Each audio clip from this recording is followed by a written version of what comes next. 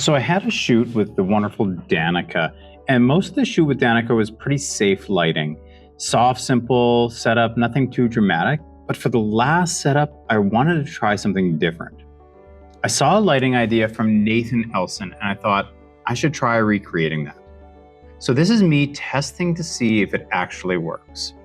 It had actually been a few months since I last shot with Danica. I shot with her sometime last summer, and she doesn't live in the city, so when she comes, we usually try to make the most of the shoot.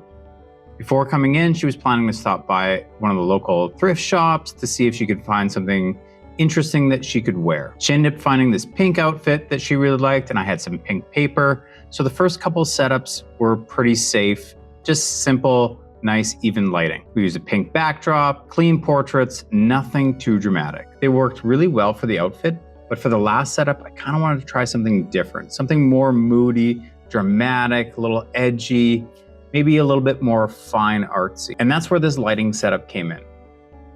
I got the idea from a video by Nathan Elson. He's a really good YouTuber based out of Calgary.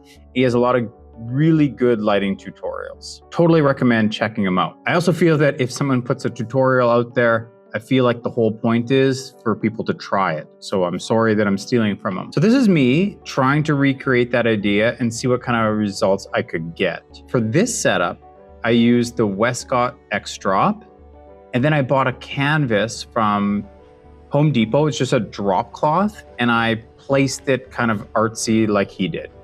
The main light was a large 7-foot umbrella feathered across the model, very close to the model.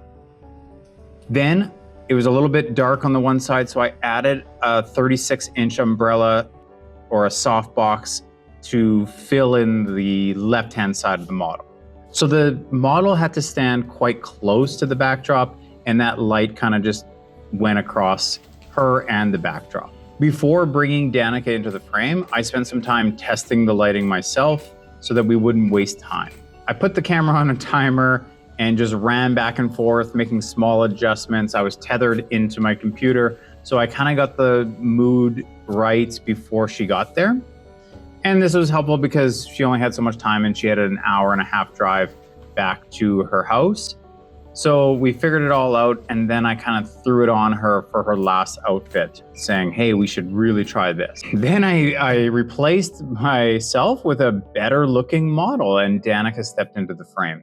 We did a couple of test shots just to see the lighting was falling on her, just to see if she had a different complexion. And then we just continued with our flow of what we were doing previous. I made a few adjustments, but for the most part, everything was working really well. Here's what we ended up getting from the shot. I didn't take too many. I took a lot of shots, but I didn't edit a whole bunch of them. I gave her a roughly 5 or 6 that I really liked from this shoot. And I really enjoyed how it turned out. I thought it did a very good job. Takeaways from this shoot: thank you, Nathan Elson. He had some really good lighting tutorials, and I kind of stole his idea. So I really thank him for giving us that education online. Secondly, testing the light before she got there just makes everything feel a little bit more professional. She thinks I'm a genius, and I'm like, no. I've tested this before. So I kind of knew what I was doing, but it just shows a little level of professionalism.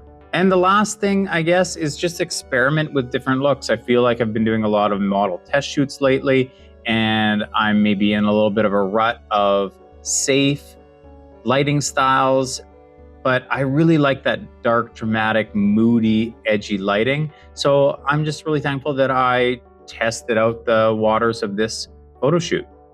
Again, I want to thank Danica for coming to the city and doing the shoot. Nathan Elson, you'll never probably see this video, but I just want to thank you for all the education you put out there. Greatly appreciated it.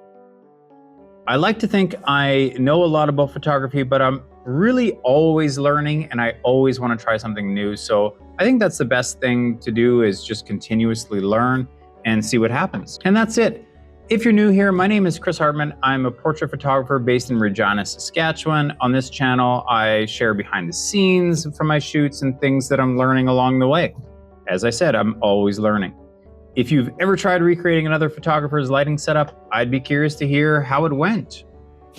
Leave a comment down below. and I'll see you in the next one.